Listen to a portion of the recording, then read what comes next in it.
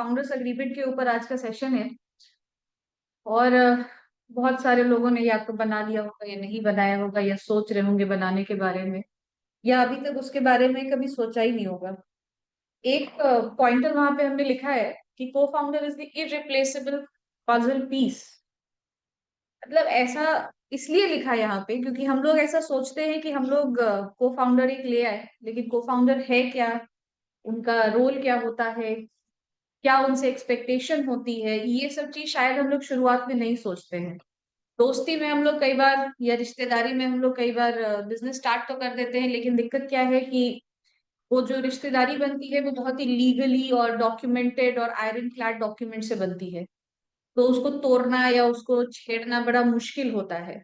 उसको अगर हम किसी भी तरीके से ब्रेक करने की बात कहें तो सिर्फ हमारा मेंटल इंस्टेबिलिटी नहीं होता है, हम लोगों का फाइनेंशियल इंस्टेबिलिटी भी बहुत ज्यादा होता है in case we are into business.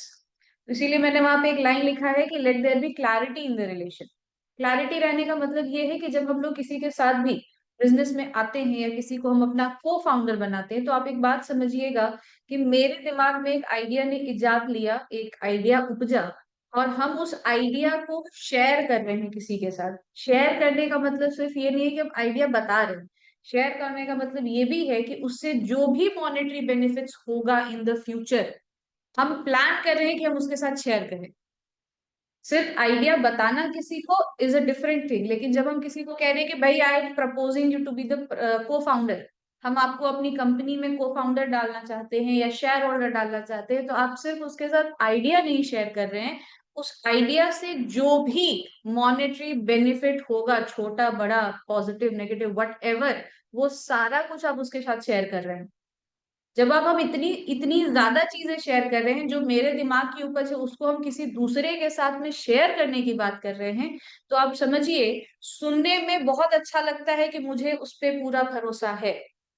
ये बात सुनने में और बोलने में बहुत अच्छी लगती है, लेकिन जब पैसे आ जाते हैं तो वो भरोसा धीरे धीरे करके कम होने लगता है। जब जो हमने पिछली बार भी बात की थी कि अगर आपका बुक्स ऑफ अकाउंट क्लियर नहीं है तो वो आपका भरोसा कम होता जाता है, क्योंकि पता नहीं है कि कौन सा पैसा कहाँ जा रहा है, किसका जा रहा है। इसीलिए शुरुआत में जितना डिटेल डिस्कशन आप अपने को फाउंडर के साथ करेंगे, उतना ही आसानी से आप काम कर पाएंगे। आपके आपस के बीच में बिजनेस चलाना कैसे है, इसके ऊपर लड़ाई नहीं होगी। लड़ाई कहाँ होगी, हम ये कभी भी कहते हैं कि को फाउंडर्स के बीच में लड़ाई नहीं होगी। अगर लड़ाई नहीं हो रही है तो मान के चलिए आपने गलत को फाउंडर चुन लिया है। अगर आपका आपके को फाउंडर से झगड़ा बहस डिफरेंस ऑफ ओपिनियन नहीं हो रहा है, तो मान के चलिए आपने गलत को फाउंडर चुन लिया है। आपको एक ऐसा आदमी चाहिए जो कि आपको बीच बीच में रियलिटी चेक देता रहे कि भाई तुमने ये जो किया था ये गलत किया था, ये जो तुमने स्टेप लिया था ये मुझे लगता है कि ठीक नहीं जा रहा है, या ये आप जो सोच रहे हैं कि ये अच्छा चलेगा नहीं चलेगा। There has to be somebody जो आपको ना वो सपने से जगा सके। तो को फाउंडर का रोल वही होता है, और इसीलिए झगड़ा तो होगा। पर झगड़ा किस चीज पे हो रहा है ये जरूरी है। हम बिजनेस कैसे चलाना चाह रहे हैं या हम अपने प्रोडक्ट को कैसे डेवलप करना चाह रहे हैं, इस पे झगड़ा हो रहा है। लेकिन हम पैसे को कहाँ यूटिलाइज करें, कितने पैसे किसको मिलने चाहिए, कितना किसको शेयर होल्डिंग मिलना चाहिए, ये सब झगड़ा पहले ही हो जाए तो ज्यादा अच्छा है। मैं बार बार एक ही चीज बोलती हूँ कि आपका काम बिजनेस करना है। बिजनेस करने के लिए आपको जो जो चीजें करनी है वो आपका काम है, आप बिजनेसमैन है। आपका काम इन सारी चीजों में पढ़ करके अपना समय गंवाना नहीं होता है। अगर आप उसमें समय लगाइएगा, इस बात पे ध्यान देते रहिएगा कि भाई हमको अपने को फाउंडर को भी बताना है, अपने को फाउंडर से भी डिस्कस करना है, तो फिर काम नहीं हो पाएगा। तो अगर आप देखें, मैंने तीन चार चीजें वहां पे मेंशन की है कि क्या क्या बेसिकली क्यों जरूरी होता है किसी भी बिजनेस में एक को फाउंडर अग्रीमेंट होना। आपके पास अगर एक को फाउंडर आए हैं, और एक बड़ी सिंपल सी बात आपको मैं बताती हूँ, जब हमने शुरुआत में फर्म ज्वाइन किया था सीए, जिसमें मैंने फर्म अभी जिसमें मैं हूँ, तो हमारे जो सीनियर पार्टनर थे उस फर्म में, तो इनिशियल लेवल पे मैंने बहुत डिस्कशन की थी अपने अग्रीमेंट के ऊपर। जो हमारा पार्टनरशिप अग्रीमेंट था, उस अग्रीमेंट के ऊपर मैंने बहुत ज्यादा डिस्कशन की थी कि भाई ये क्यों लिखा है, इसमें तो ऐसे हो जाएगा, ये ऐसे हो जाएगा, ऐसे हो जाएगा। And things were accordingly changed. बातचीत करके डिस्कशन करके चीजों को बदला गया।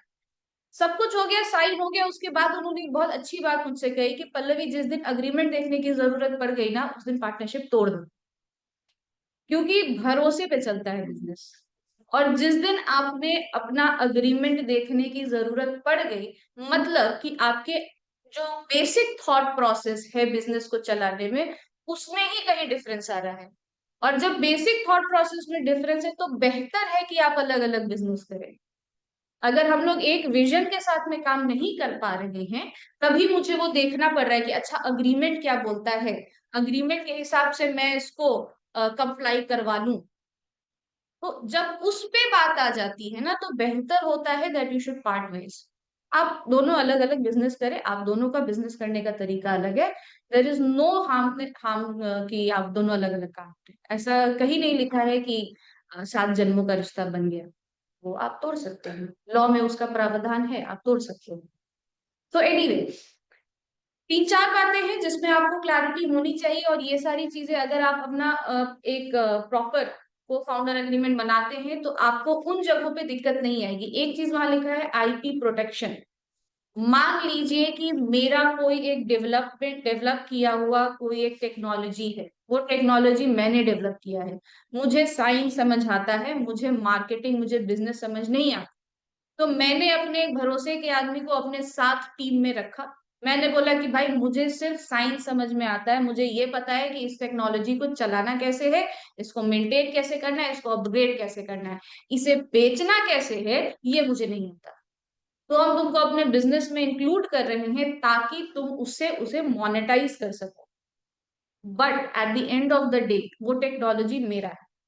तो जब वो टेक्नोलॉजी मेरी है, तो मुझे उसका राइट्स कम से कम पता होना चाहिए कि अगर मान लेते हैं कल को कंपनी वो भी नहीं चला पाया, वो भी उसे प्रॉपर तरीके से मोनेटाइज नहीं कर पाया, तो वो टेक्नोलॉजी जो मैंने डेवलप की है, उसका क्या होगा। अगर कंपनी बंद हो गई, मैंने कंपनी के नाम पे लिया, कंपनी उसके ऊपर बेनिफिट्स कर रही है, सब कुछ हो रहा है, लेकिन कंपनी अगर उसे नहीं चला पाई, तो उस पर्टिकुलर पेटेंट का, कॉपीराइट का, उसका क्या होगा? उसकी ओनरशिप किसके पास जाएगी? कल को कौन उसका राइट्स रखेगा? अगर कंपनी बंद हो गई, तो क्या हम एक दूसरे को सिमिलर टेक्नोलॉजी बनाने के लिए ओपन रख रहे हैं, या हम कह रहे हैं कि नहीं भाई, जब तक ये टेक्नोलॉजी है तब तक आप इसको दोबारा नहीं डेवलप कीजिएगा, किसी के साथ इसे शेयर नहीं कीजिएगा इस टेक्नोलॉजी को। तो वो क्लैरिटी हमारे टर्म्स में बहुत प्रॉपरली मेंशन होनी चाहिए, क्योंकि जिसने वो टेक्नोलॉजी बनाई है, उसने अपना समय लगाया है उसे बनाने में। तो ऐसा ना हो जाए कि भाई उसने सब कुछ समय वमय सब लगा दिया, लेकिन end of the day company बंद हो गई और वो टेक्नोलॉजी ओपन हो गई सबके लिए यूज करने के लिए, और उसे कुछ नहीं मिल रहा। एटलीस्ट मान लीजिए 1% चांस, ये मान लीजिए कि अगर लेट सपोज उसने कंपनी बंद भी कर दी, वो टेक्नोलॉजी उसके नाम पे है, और कोई चाहता है कि वो उस टेक्नोलॉजी को यूज करे, तो बहुत क्लियरली हमारा रॉयल्टी का टर्न्स हो सकता है कि चलो भाई ठीक है, हम कंपनी नहीं बनाएंगे, हम बिजनेस नहीं करेंगे, बिजनेस तुम करो मेरी टेक्नोलॉजी को यूज करके, तुम मुझे सिर्फ रॉयल्टी दे देना। वो तभी हो सकता है कि वो रजिस्ट्रेशन प्रॉपर तरीके से हो, और उसे यूज करने का राइट मेरे पास मेरे फाउंडर एग्रीमेंट में मेंशन किया है। मुझे रेस्ट्रिक्शन नहीं होना चाहिए वहां पे, या अगर मुझे रेस्ट्रिक्ट करना है तो वो वहां लिखा होना चाहिए फाउंडर्स एग्रीमेंट में कि भले ये टेक्नोलॉजी कंपनी छोड़ दे या कंपनी के नाम पे रजिस्टर्ड रहे, ना आप इसको यूज कीजिएगा, ना कोई और उसको यूज कर सकता है, आप किसी को ये डेलीगेट भी नहीं कर सकते। ये क्लैरिटी आपके अग्रीमेंट में बहुत क्लियरली मेंशन होना चाहिए। डिसीजन फ्रेमवर्क, ऑब्वियसली जब आप वहां पे क्लैरिटी रखते हैं कि कौन क्या काम करेगा, आगे हम लोग देखेंगे भी क्या क्या हम लोगों को डालना है अपने अग्रीमेंट में। अगर आपने ये क्लैरिटी रखी है कि किसका क्या रोल होगा, तो कॉन्फ्लिक्ट होने का आपका चांसेस थोड़ा कम हो जाता है बिजनेस ऑपरेशंस के टर्म्स में। रोल क्लैरिटी, अगेन जब आपको क्लैरिटी है कि कौन क्या काम करेगा, तो डिसीजन लेना आसान हो जाता है। हमने बहुत बार सुना है कि ज्यादा लोग किसी एक काम में दिमाग लगाते हैं तो काम खराब हो जाता है। तो इट इज बेटर कि आप ये क्लैरिटी के साथ रखें कि मेरा काम फाइनेंस से है, मेरा काम ऑपरेशन से है, मेरा काम मार्केटिंग से है, ये बहुत प्रॉपर तरीके से सेग्रीगेटेड हो। डिस्प्यूट प्रिवेंशन, अब वहां पे देखिएगा वो प्रिवेंशन वर्ड यूज कर रहा है, कहने का मतलब है कि इतना सब कुछ करने के बाद भी डिस्प्यूट आएगी, हम मैक्सिमम जहां तक हो सके उसको प्रिवेंट कर सके। हमारे पास जो भी पॉइंटर्स है जहां हमें लगता है कि दिक्कतें हो सकती है, तो वहां हमें अपने अग्रीमेंट में उन बातों को क्लियरली मेंशन कर लेना है। उसके बावजूद अगर किसी तरीके का डिस्प्यूट आता है, तो उस डिस्प्यूट को रिजॉल्व करने का भी तरीका अग्रीमेंट में ही होता है, और लॉ ने भी आपको तरीका दे रखा है। बहुत सारे तरीके हैं जो लॉ ने आपको दे रखे हैं कि भाई अगर अग्रीमेंट में डिस्प्यूट आएगा तो आप किस तरीके से उसको हैंडल करते हैं। अब देखिए मेजरली कौन कौन से कंपोनेंट्स आपके अग्रीमेंट में होने चाहिए। तीन मेजर कंपोनेंट्स आपको देखेगा। एक हाइड हो गया है सर स्क्रीन पे। मैम इक्विटी और शेयर में क्या डिफरेंस होता है? सर शेयर का एक तरीका होता है, kind of share is equity share. Shares दो तरीके के होते हैं, एक होता है इक्विटी शेयर और एक होता है प्रेफरेंस शेयर्स। तो जो हमने कंपनी बनाया तो हमें जो शेयर मिला है वो कौन सा शेयर वो होता डिपेंड करता है, कंपनी बनाते समय में वो आपसे पूछता है। नॉर्मली इक्विटी शेयर ही होता है नॉर्मली। प्रेफरेंस शेयर होता है जब हम आपको कमिट कर देते हैं कि हम कम से कम इतना परसेंटेज डिविडेंड आपको देंगे। डिविडेंड मतलब हो गया कि भाई प्रॉफिट हुआ तब देंगे, प्रॉफिट नहीं हुआ तो नहीं देंगे। तो वहां हम कमिट कर देते हैं कि आपको अगर प्रॉफिट होगा तो हम एक सर्टेन परसेंटेज फिक्स है वो देंगे। उसमें आपके कुछ राइट्स कम हो जाते हैं, आप हर बात में डिसीजन मेकिंग में पार्टिसिपेट नहीं करते हैं। इक्विटी शेयर होल्डर के पास सारे डिसीजन लेने का राइट होता है। उनको डिविडेंड का कोई कमिटमेंट नहीं होता है। उनके केस में होता है कि भाई प्रॉफिट होगा, कंपनी अगर डिसाइड करेगी तो डिविडेंड लेंगे, नहीं डिसाइड करेगी तो डिविडेंड नहीं लेंगे। That is there. है? मतलब ऑर्गेनाइजेशन से एक ही फाउंडर फाउंडर को है जस्ट फाउंडर है क्या? फाउंडर है, को फाउंडर नहीं है। फाउंडर मतलब आप फिर से एक बार समझाइए। फाउंडर है मतलब कंपनी आपकी वन पर्सन कंपनी है। प्राइवेट लिमिटेड है तो दो लोग होंगे सर। दो है, दो डायरेक्टर है, डायरेक्टर शेयर होल्डर बट वो को फाउंडर नहीं शेयर होल्डर है तो फाउंडर भी है। है। कंपनी एकदम सिंपल सा लैंग्वेज समझिए सर। फाउंडर मतलब वो होता है जो कि कंपनी को बनाए, दोज आर फाउंडर्स। को फाउंडर आइडिया जिसका है बिकम्स द फाउंडर, जो उस आइडिया के साथ बाद में जुड़ा बिकम्स द को फाउंडर। हाँ यूजुअली हम लोग हर किसी को को फाउंडर का डेजिग्नेशन, को फाउंडर का डेजिग्नेशन कोई फॉर्मल डेजिग्नेशन नहीं होता है। किसी एक्ट में को फाउंडर वर्ड का नाम नहीं मेंशन्ड है, ये हम लोग बोलचाल की भाषा में यूज करते हैं। और को फाउंडर हम नॉर्मली उसको बोलते हैं जो मेरे साथ बिजनेस में साथ साथ चल रहा है। आप जैसे कह रहे हैं कि वो मेरा को फाउंडर नहीं है, तो हम ये समझ पा रहे हैं कि एक्टिव आप ही है, वो एक्टिव नहीं, वो पैसिव एक बस शेयर होल्डर रखे हैं सिर्फ फॉर्मेलिटी के लिए, क्योंकि कंपनी बनाने के लिए हमको दो लोग चाहिए तो मैंने एक को रख लिया है, बस वो उसके लिए है। तो ये हम समझ रहे हैं। हाँ बट लीगली फाउंडर और को फाउंडर कोई डेजिग्नेशन नहीं होता है। आपने शेयर दे दिया है तो अब ये थोड़ा सा आपके लिए तो रेलिवेंट है। ये पूरा फाउंडर्स अग्रीमेंट जो हम लोग कह रहे हैं वो आपके लिए रेलिवेंट है। क्यों रेलिवेंट है देखिएगा, क्यों हम लोग उसको कह रहे हैं कि आपके लिए रेलिवेंट होगा। एंड ऑफ द शेयर उनके पास है, end of the day director वो है, डिसीजन मेकिंग उनके पास भी है। आप एक शेयर भी दे रहे हैं तो एक शेयर के इक्विवेलेंट तो डिसीजन ले सकते हैं, वो परसेंटेज तो है उनके पास। वो छोड़िए शेयर होल्डिंग, डायरेक्टर तो है। डायरेक्टर है तो डायरेक्टर का तो काम ही है ऑपरेशंस को साइन करना। तो they have the role in decision making. पूछिए। दो को फाउंडर है कंपनी में ठीक है। और एक फाउंडर है जिसके पास होल्डिंग है, ठीक। दोनों हैं जिनके पास 10% है। ठीक। जब हमको पर जो एग्रीमेंट कॉन्ट्रैक्ट एक्ट में नहीं है, जो एग्रीमेंट हुआ मतलब हम उसको इसमें डालेगा कॉन्ट्रैक्ट एक्ट के अंदर की है। हाँ एग्रीमेंट होगा तो कॉन्ट्रैक्ट एक्ट में बताइए क्या। हाँ तो मतलब 10% इसमें एग्रीमेंट में हम मतलब बोर्ड ऑफ डायरेक्टर में रिपोर्ट देंगे तुम। ठीक। हाँ वोटिंग राइट मेरे पास 80% है। हम्म। 100% डिसीजन सर। मतलब उनको डायरेक्टर बोर्ड ऑफ डायरेक्टर में नहीं बैठाना चाह रहे हैं, हम्म। तो उसमें तो वोटिंग राइट मेरे पास 75% है, लेकिन इससे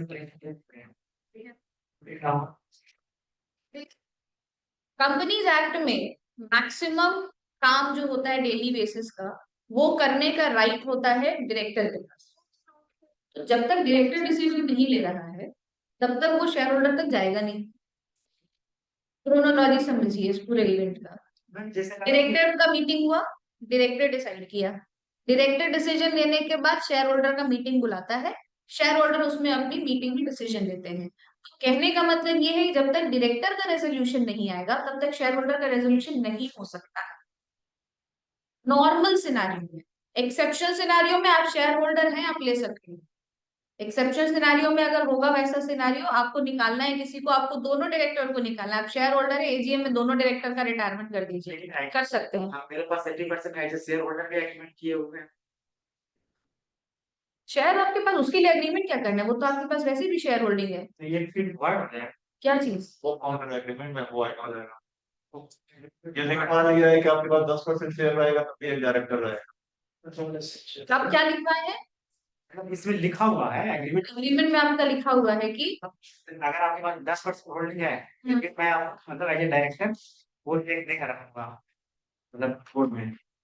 मतलब डायरेक्टर बनने के लिए आपने उनको 10% हाँ, शेयर लिख चुके हैं। ठीक है, तो अब वॉइड क्या होगा? अभी अब हराना अब चाह मेरा रहे हैं। मूड चेंज हो गया कि अब मेरे पास है, अब मुझे 80% नहीं, अब मेरे को मतलब इतना स्किल वाले नहीं है, उस टाइम गलत हो गया, स्किल नहीं है, नहीं रखना चाह रहे। हाँ सर। हाँ तो दीजिएगा सर, लेकिन हटेगा तब ना। हम इसी बहुत लंबा चौड़ा प्रोसेस है हटाना। देखिए दिक्कत क्या है ना सर, कि किसी को हटाते हैं ना कंपनी में से डायरेक्टर के तौर पे से, तो आप एमसी उसको भी पूछता है, कंसेंट उससे भी लेगा। ऐसा नहीं है कि आप अपनी मर्जी से किसी को हटा दीजिएगा और हट गए, आरओसी से वहां से कंफर्मेशन आएगा। अगर वो बोलेगा कि नहीं हम तो गलत तरीके से हटा देगा, वो एनसीएलटी चला गया, तो अब क्या कीजिएगा? एचए वो अपॉइंट ही नहीं। ये बात हम बोल रहे हैं कि आप एज अ मेंबर कहाँ डिसीजन ले सकते हैं। मेंबर है तो हम तो बोल ही रहे हैं कि स्पेसिफिक केसेस में मेंबर है तो डिसीजन आप ले ही सकते हैं, लेकिन ये बहुत स्पेसिफिक केसेस है, जेनरिक केस नहीं आएगा इसमें, बहुत स्पेसिफिक। वो केसेस में तो यही है कि मतलब जो एग्रीमेंट हमारा था उसमें ये भी क्लॉज करेंगे कि अगर आप जो हम क्राइटेरिया पे आपको ऐसे डायरेक्टर अपॉइंट कर रहे हैं वो अगर आप फुलफिल नहीं किया तो वी विल आएगा बिजनेस योर आगे आएगा, पॉइंटर भी आएगा। अगर अपॉइंट रहता है उसमें हो सकता है सर एक एक करके आ रहा है, एक एक करके पॉइंट सारा आ रहा है, जो आप कह रहे हैं उस तकलीफ का दवा दिया हुआ है। पोस्ट आरओसी में चीज है कि कैपिटल कंट्रीब्यूशन के केस में हमें ये चीज बहुत क्लियरली मेंशन करनी होगी कि कैपिटल आप किस तरीके से लेके आएंगे। किस तरीके से कहने का मतलब हुआ, आप पैसा लेके आएंगे, आप स्किल लेकर के आएंगे, आप अपना नेटवर्क लेकर के आएंगे, आप क्या लेके आएंगे। अगर आप मॉनेटरी टर्म्स में लेकर के आ रहे हैं तो उस हिसाब से होगा। अगर आप स्किल के टर्म्स में लेके आ रहे हैं, नॉन मॉनेटरी टर्म्स में लेकर के आ रहे हैं, तो वो क्या होगा, बहुत क्लियरली वहां मेंशन होना चाहिए कि ये आपका कंट्रीब्यूशन होगा विथ रिगार्ड्स टू मनी और विथ रिगार्ड्स टू स्किल्स। दूसरा, equity ownership, again specific percentage, आपका परसेंटेज कितना होगा, मेरा परसेंटेज कितना होगा, वो चीज उस एग्रीमेंट में लिखी होनी चाहिए। तीसरा एक चीज लिखा है वेस्टिंग शेड्यूल के बारे में, वेस्टिंग शेड्यूल को थोड़ा हम लोग डिटेल में भी बात करेंगे। अब वेस्टिंग का मतलब होता है कि शेयर तो मैंने आपको कमिट कर दिया, लेकिन वो आपको मिलेगा कब? अब हम लोग अभी अभी बात किए कि जब आप प्राइवेट कंपनी बना रहे हैं तो आपके पास कम से कम 2 शेयर होल्डर होने चाहिए। अब हम यहाँ कह रहे हैं कि हम उसको शेयर कब देंगे, ये हम अग्रीमेंट में लिख रहे हैं, तो दोनों एक दूसरे से थोड़ा सा कॉन्ट्राडिक्टरी हो रहा है। तो मतलब ये हुआ कि ऐसा नहीं है कि हम उसे शेयर दे नहीं रहे, हम उसको ओनरशिप राइट्स देंगे बाद में। लेट्स सपोज मैंने बोला कि चलो 50% मेरा 50% तुम्हारा, लेकिन हमने वेस्टिंग शेड्यूल में डाल दिया कि ये 50% शेयर होल्डिंग का राइट्स जो होगा वो तुम्हारे पास कुछ कंडीशंस को फुलफिल करने के बाद आएंगे। क्या राइट्स होंगे? मेरे पास ऑन पेपर नाम लिखा हुआ है कि मेरे पास कंपनी के शेयर हैं, मुझे उस समय में वोटिंग राइट्स हो सकता है नहीं मिले, मुझे हो सकता है ट्रांसफर करने का राइट्स नहीं मिले। तो based on the wasting schedule मेरे राइट्स को रेस्ट्रिक्ट किया जा सकता है। मेरे पास नंबर ऑफ शेयर्स तो होंगे, लेकिन मेरे पास उस शेयर को एक्सेस करने का राइट्स नहीं होगा। हम उसे बेच नहीं सकते, हम उसके ऊपर डिविडेंड नहीं ले सकते, हम उस पर वोटिंग नहीं कर सकते, वट एवर वो रेस्ट्रिक्शन हम चाहे तो लगा सकते हैं अगर कोई नया आता है तो। ये पूछ रहा हूँ कि जैसे 2 डायरेक्टर कंपलसरी है हाँ तो जरूरी तो नहीं है कि दोनों में शेयर बटे ही। बिल्कुल नहीं है, एक लेकिन 2 शेयर होल्डर भी मैं है। डायरेक्टर हूँ, मैं 10% रख नहीं सकता। नहीं, 2 शेयर होल्डर का रिक्वायरमेंट है अगर आप प्राइवेट कंपनी बना तो रहे एक शेयर होल्डर हो वो डायरेक्टर नहीं रखूंगा, दूसरे कर को सकते शेयर होल्डर रखूंगा, कर सकते तो इसमें मैं दोनों चीजों से बच जाऊंगा। जैसे नहीं अगर बचिएगा सर, दूसरे जिसको ला रहे हैं वो आपका बात कितना मानता है उस पर डिपेंड करता है। तो है, लेकिन एक तो है कि बोर्ड ऑफ डायरेक्टर वाले तो फिर हिसाब अपने से। आपको 3 लोग को फिर वहां संभालना पड़ेगा। हाँ, ऐसे एक ही आदमी जैसे को संभालना पड़ेगा।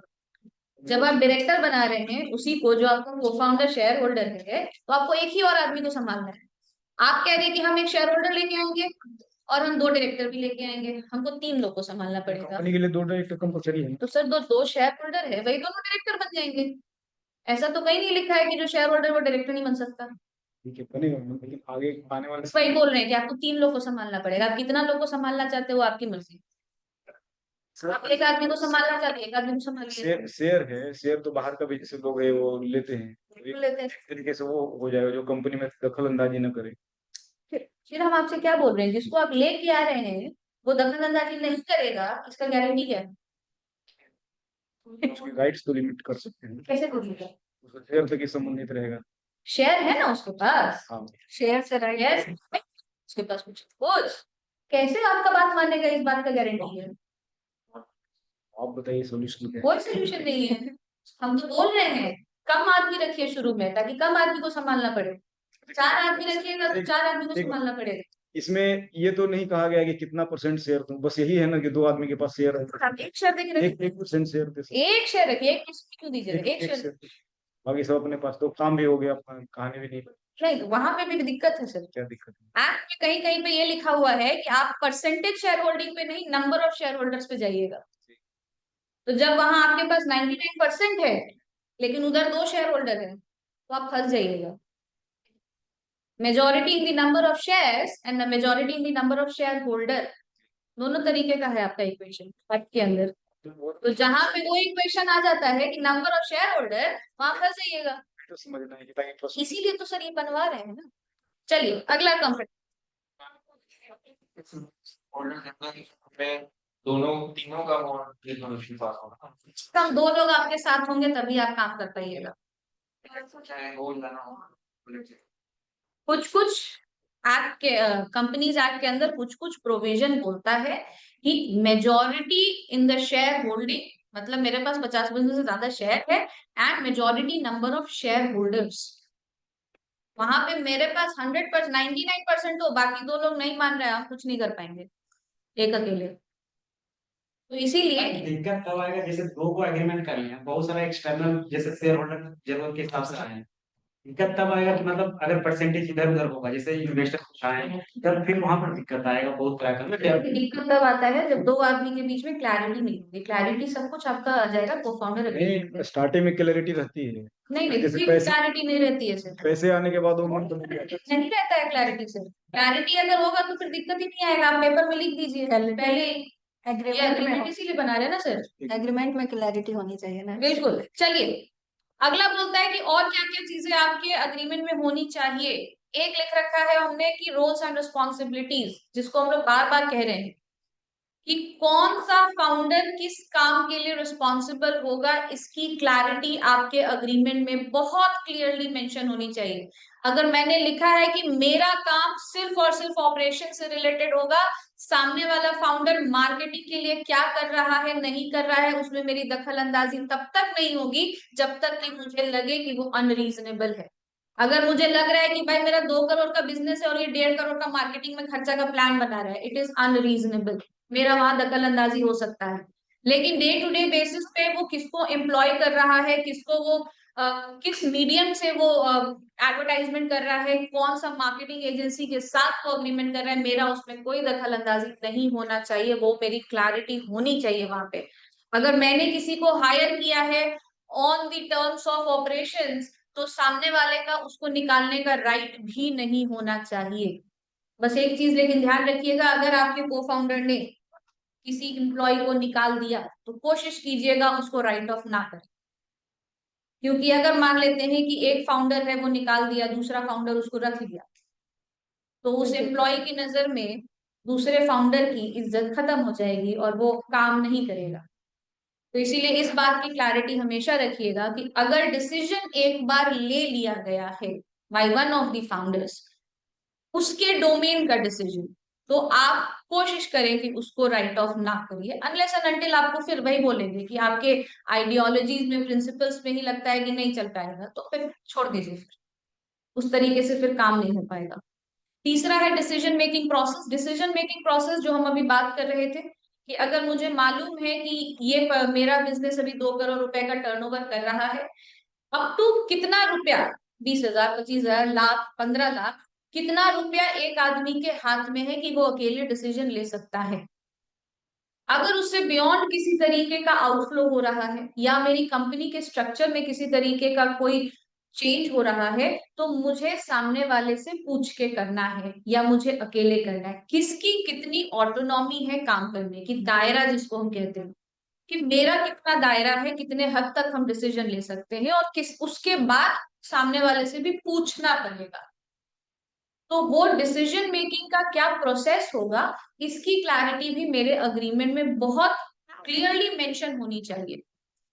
अब जरूरी नहीं है कि हम हर सिनेरियो को अभी ही आइडेंटिफाई कर लेंगे, हो सकता है कुछ सिनेरियो ऐसा हो जो बाद में आता है।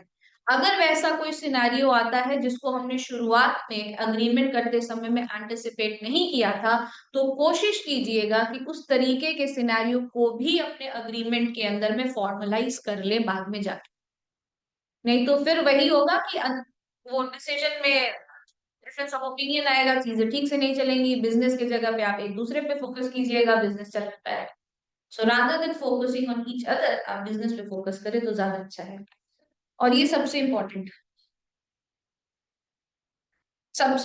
चीज। मतलब जो डायरेक्टर का नंबर रेवेन्यू टर्नओवर पे डिपेंड बढ़ता है। जैसे मैं 2 डायरेक्टर रखा है, हम्म। तो मैं बढ़ाना नहीं चाहता, तो कब तक चलेगा? तक आप प्राइवेट कंपनी है तब तक। मतलब पैसे ज्यादा आएंगे तो भी जरूरी नहीं है, हजारों लाखों को कुछ भी है तो कोई मतलब नहीं।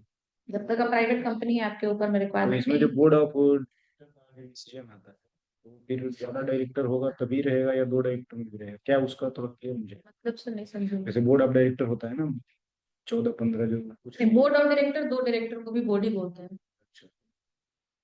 डायरेक्टर्स को कलेक्टिवली बोर्ड ऑफ डायरेक्टर बोलते हैं। एक से ज्यादा डायरेक्टर है, that is board of directors. चलिए, है कि मान लेते हैं कि हम लोगों का आपस में ठीक नहीं चल रहा है, बातचीत नहीं हो रही है, तो उससे अलग होने का 2 तरीका होता है। एक होता है झगड़ा करके, और एक होता है प्यार मोहब्बत से बात करके। तो वो आपको दोनों चीजें वहां पे लिख देनी होंगी। अगर मान लीजिए कि मुझे लग रहा है कि मेरा सामने वाले के साथ में काम नहीं चल पा रहा है, तो हम साथ में बैठ करके ये आपस में डिसीजन ले सके कि हमें किस तरीके से अपनी शेयर होल्डिंग छोड़नी है, और उसके एवज में मुझे क्या मिलेगा। बहुत क्लियरली वो वहां पे मेंशन होना चाहिए कि अगर मुझे लग रहा है कि मेरे से तुम्हारे साथ काम नहीं हो सकता, तो वहां पहले ही लिखा हो कि क्या एग्जिट मैकेनिज्म मेरे पास होगा, मुझे क्या क्या चीजें करनी पड़ेंगी ताकि मुझे कंपनी से एग्जिट मिल जाए। ये हो गया जहां पे हम शांति से बैठ करके बात कर रहे हैं। दूसरा होता है इनवॉलेंटरी, जिसको वहां पे आप देखिए टर्म लिखा है बैड लीवर।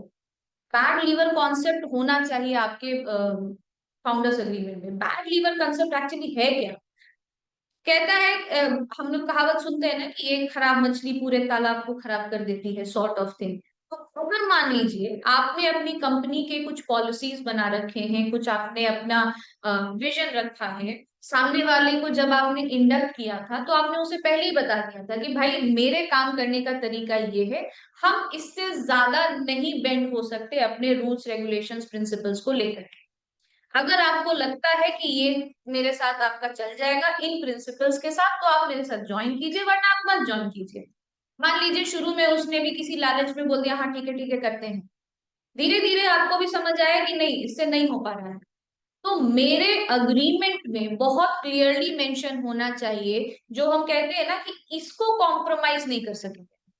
और उस तरीके का कोई काम अगर कंपनी में उस फाउंडर ने किया, तो विदाउट एनी डिस्कशन हम इस अग्रीमेंट के बेसिस पे उनको हटा सकते हैं।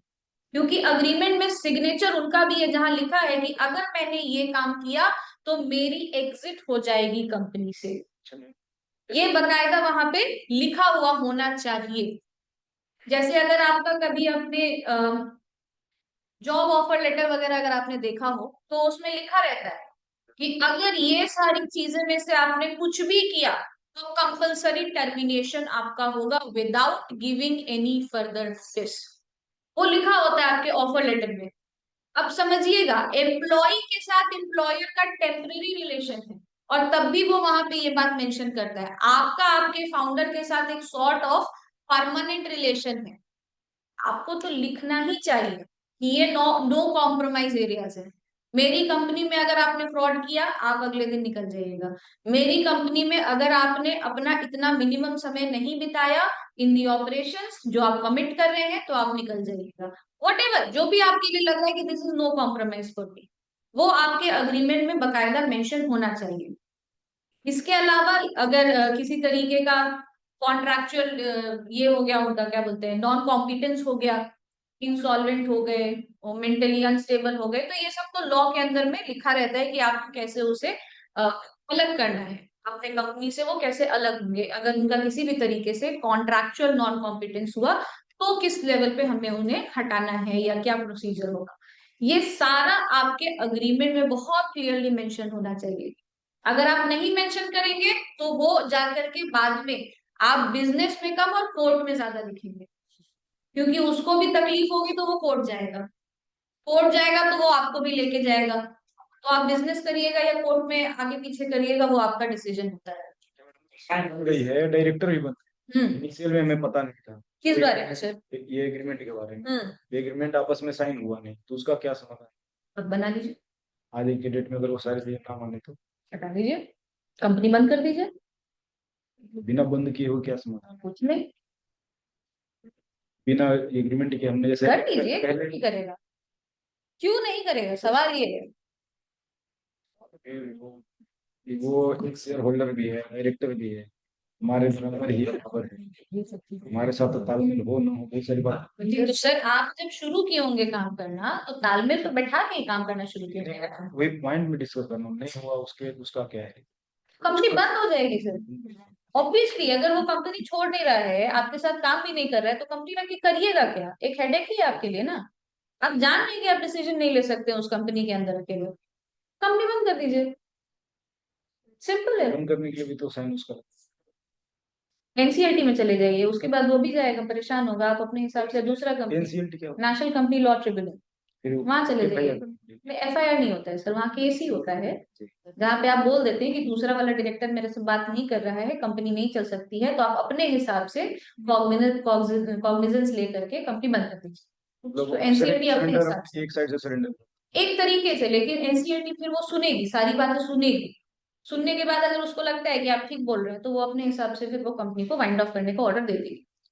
जब वो भी साइन नहीं करने के लिए तैयार है तो यही एक तरीका है, आप थोड़ी ना उसको लेके बैठे जैसे रहिएगा। हम पूरा जैसे आपके पास जैसे इतना अच्छा प्लेटफॉर्म मुहैया कराया कि सारी बातें आपसे पूछ ले रहे हैं तो जैसे एक एक डाउट है जो क्लियर हो जाए। एग्रीमेंट साइन किए, हाँ, ये दो आदमी सबका रहता है। साइन। एक मिनट, जैसे दो लोग साइन किए एग्रीमेंट। हाँ, हाँ कंपनी एक्ट के थ्रू रेगुलेट होगी। ठीक। हम लोग हमारा एग्रीमेंट हुआ जो मतलब हम मिलकर बैठे किए हैं, लेकिन कंपनी जैसे शेयर होल्डिंग बढ़ा, फाउंडर नहीं बना, हो सकता है इन्वेस्टर आया, चाहे मतलब फंड का जरूरत पड़ा तो मतलब दिक्कत है कि जैसे जैसे मतलब कंपनी में आएगा तो रेगुलेट तो कंपनी एक्ट होगा, तो मेरे पास डिसीजन मेकिंग उस तरह का रहेगा नहीं। पहले मेरे पास 60% था या 70% था, टाइम के साथ वो मतलब चेंज हो रही है। होगा तो दिक्कत है कि फिर हम वो चीज तो फुल कर नहीं पाएंगे किस चीज को? इस फाउंडर एग्रीमेंट में टाइम के बाद वोटिंग राइट इतना है ही नहीं वो चीज। वो फाउंडर में ऐसी कौन सी बात है जिसके लिए आपको वोटिंग राइट चाहिए? मैम जैसे बहुत सारी चीजों पे बोल चुके थे, मतलब फाइनेंस पे या बहुत चीजों पे, जैसे उनको बोले कि आप फाइनेंस मतलब देखिएगा, लेकिन आप एज से अति आया, कोई इन्वेस्टर आया, बोल रहा है कि मतलब अभी को मतलब हम अपना आदमी डाल रहे हैं या नॉमिनेट कर रहे हैं एज डायरेक्टर, नॉमिनी डायरेक्टर, तो फिर तो चीजें चेंज होगी। नॉमिनी डायरेक्टर आपके ऑपरेशंस में कभी भी इंटरफेयर नहीं करता है। नॉमिनी डायरेक्टर आकर के बस देखता है।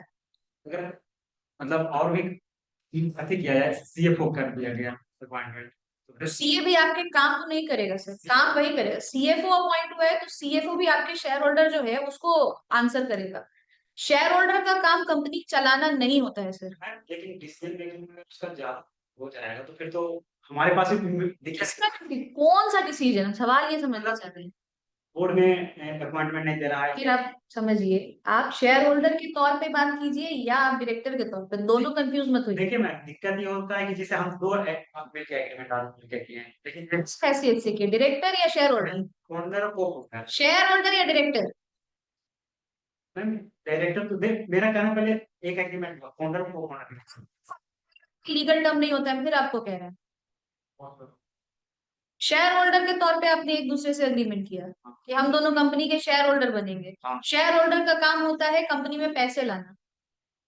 तो जब आप पैसे लाने का काम करें, कंपनी चलाने का काम वैसे भी आपका नहीं होता है।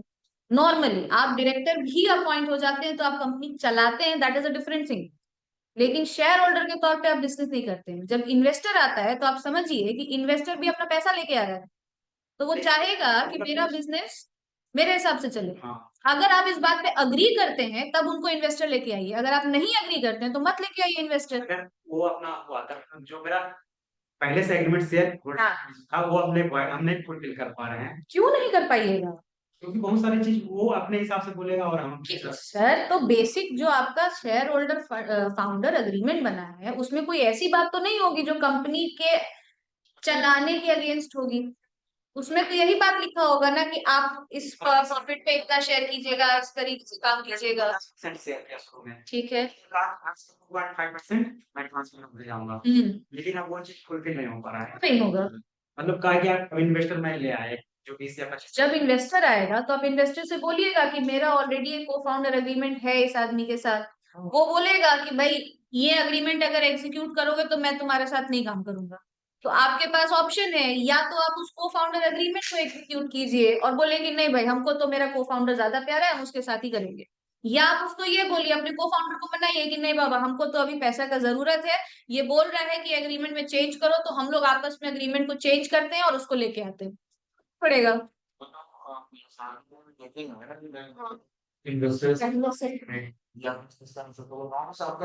डिटरमाइंड होता कभी है। ऐसा कि इसमें एग्रीमेंट हो जाता है, लेकिन टाइम समझ एक बात मुझे ना कि समय के हिसाब से अग्रीमेंट इज नॉट पत्थर की लकीर। Agreement is mutual. आपको अच्छा लग रहा है, उसको अच्छा लग रहा है, चेंज कर दीजिए। स्टैंडिंग। अगर एक पार्टनरशिप होती है लेकिन टू एजेंसीज तो उसमें भी क्या इन बातों का ध्यान रखना। पार्टनरशिप एक अलग चीज हो। अगर हम पार्टनरशिप की बात कर रहे हैं वो बिल्कुल ही अलग चीज है, that is a business transaction. ये जो हम लोग अभी बात कर रहे हैं ये है कि आपके ऑर्गेनाइजेशन से रिलेटेड हो, इंटरनल।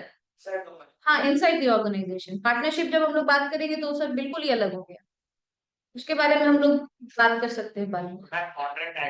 एग्रीमेंट में अंतर क्या है इसमें? बहुत बड़ा अंतर है सर। हाँ, बता मैम दें। जैसे मेरे कंपनी का ब्रांड नेम है नियोजेंटेक, ठीक है। तो ये ट्रेडमार्क मेरे नाम पे है। ठीक बात। अगर मैं कल को कंपनी फॉर्म करता हूँ, को फाउंडर किसी फैमिली या फिर फ्रेंड को रखता हूँ, तो उसको तो मे भी ऑब्जेक्शन ना हो इस चीज पे कि तुम्हारे नाम पे ट्रेडमार्क है।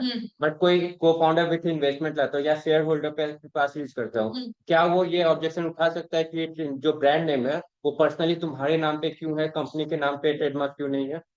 सर यूजुअली अगर मेरे से पूछे तो हम जनरली सजेस्ट करते हैं कि founder should have the ownership of trademark और पेटेंट और वट एवर आईपी। रीजन अभी हम लोग बातचीत किए उसके बारे में। जब आप अपने नाम पे लेते हैं वो पर्टिकुलर ट्रेडमार्क, कंपनी को आप असाइन कर देते हैं। असाइन का मतलब ये हुआ कि मैंने उसको राइट टू यूज दिया है, Yes. आप उसको यूज कीजिए। Yes. ओनरशिप मेरी है, कल को कंपनी अगर बंद होती है तो भी मेरे पास उसकी ओनरशिप है, हम तब भी उसको चला सकते हैं। Yes. कल को हम कंपनी के बाहर निकल रहे हैं तो ये मेरा डिस्क्रिशन होगा कि मुझे इस कंपनी में अपना ट्रेडमार्क रखना है या नहीं रखना है। That will be my decision. हमने राइट टू यूज सिर्फ उस कंपनी को दिया, सामने वाला इन्वेस्टर हमको फोर्स नहीं कर सकता है। ओके, इस पे ऑब्जेक्शन नहीं उठा सकता अगर मैं उसको यूज करूँ। थ्रू ने राइट को उसे ट्रांसफर किए हैं कि आप 10 साल तक मेरे नाम को यूज कीजिए, मुझे कोई दिक्कत नहीं है। उसके एवज में आप कुछ कंसिडरेशन ले भी सकते हैं या नहीं भी ले सकते। Yes ma'am. अगर आप ट्रांसफर कर दीजिएगा तो फिर वो कंपनी का है। यस मैम, कंपनी अगर रहेगी तभी तक आपका ट्रेडमार्क सेफ है। कंपनी अगर लिक्विडेट हो जाती है तो ट्रेडमार्क ओपन हो जाता है। यस।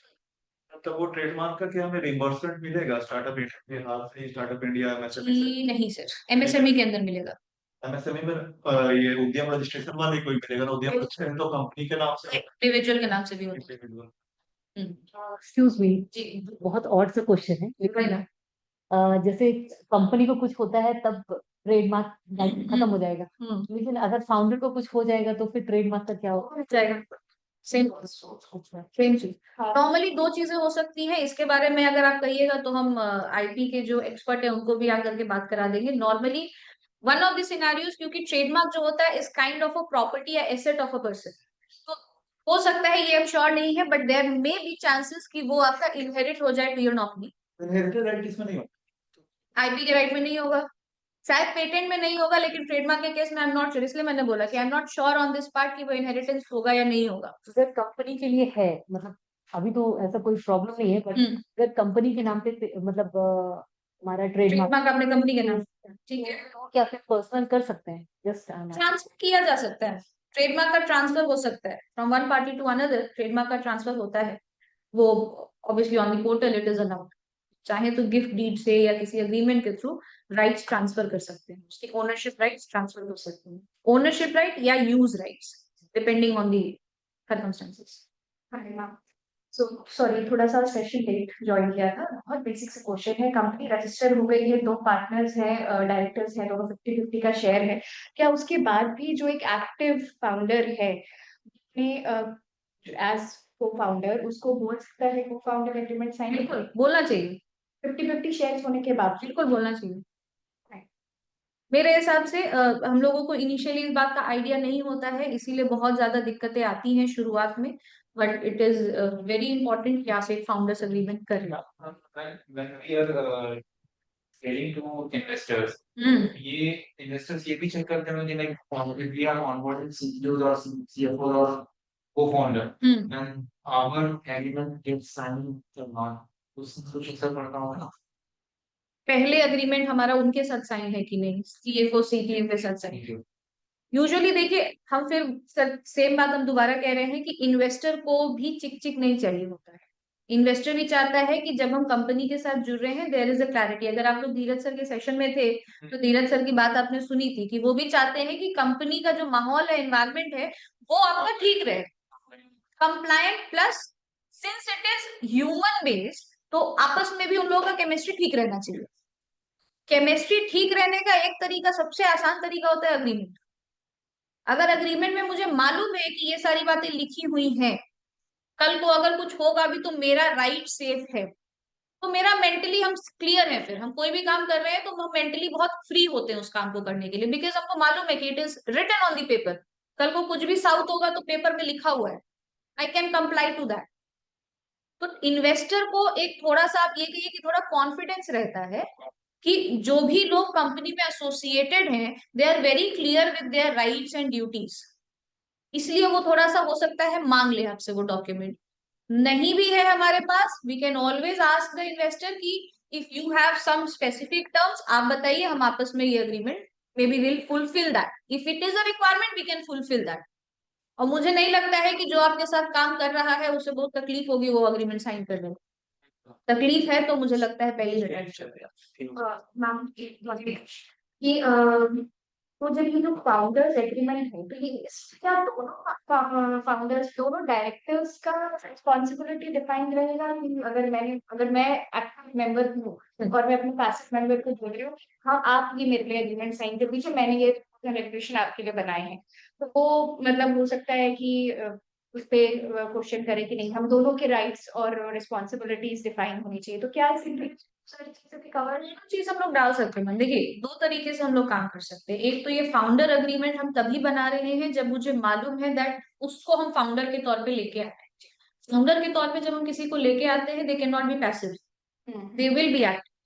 अगर हम किसी को अपने यहाँ पे ऑनबोर्ड कर रहे हैं only as a director with certain roles and responsibilities, जिसका कि कोई active role in the product नहीं है, उसका काम है बिजनेस को जैसे हम बोल रहे हैं वैसे चलाना, that way it is easier to get it on employment agreement या specific professional service agreement rather than founder agreement. but even if he's the director, even if director are considered, executive director है, they are considered as the employees of the company, आप तो उनके साथ कर ही सकती हैं। अगर हम किसी को डायरेक्टर इंडक्ट कर रहे हैं, they are considered as the employees of the company, आप तो करवा ही सकते हैं।